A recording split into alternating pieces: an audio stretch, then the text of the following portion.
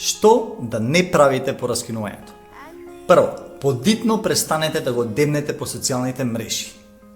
Нека не ви интересира кога е онлайн, со кој се чекирал, колку време бил онлайн, каде лајкнал, каде ставил срце и така натаму. Ова ама баш никако не ви помага вам, ниту допринесува за идно смирување на врската.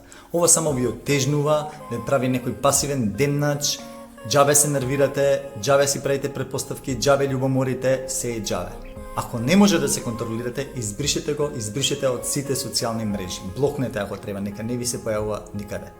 За да не бидете погрешно сватени, едноставно пишете кратка порака дека ќе го избришете извесен период за да не ви се навраќаат спомени и за да може да си продолжите напред. Второ, немојте вашето незадоволство да го изразувате јавно со емотивни статуси на социјалните мрежи.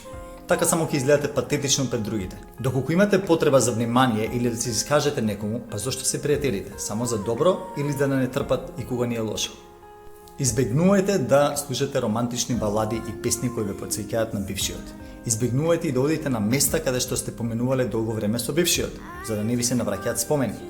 Не се залажувајте дека можете да останете блиски пријатели.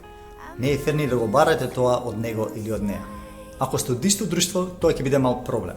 Но не е фер да го делите друштвото и да го поларизирате. Овие се со мене, овие се со неа. Едноставно, избегнувајте да бидете во помали друштва, кај што сте вие двајца, уште еден, двајца или тројца. Но, ако ве повикаат на некоја роденденска забава, да речеме, каде што ќе има 10-15 души, зошто да не? Ќе отидете, фино културно ќе се поздравите со него, со неа, и потоа ќе се лоцирате на мала дистанца од него, бидејќи не мора баш до незе да седите или баш до него да седнете. Но, доколку едната личност се уште пати, тогаш треба малку мудро да расудувате дали ќе се појавите негде или не, бидејќи таму може да се случат некои непосакувани драми. Верувам знаете зашто зборувам. Пето, не влетувајте брзо во нова врска. Со ова зборувам во видеото за ребаунд врски, скролнете малце назад. Немојте да се изолирате од луѓе и упорно да ја храните осаменоста и депресија. Немојте да се пикате под кебенце и само да цимолите леле како беше убаво во претходната врска. Никако. Во овој период уште повеќе дружете се со луѓе, запознавајте нови личности, излегувајте, трошете си го времето и енергијата, мислите за навечер да може убаво да си спиете.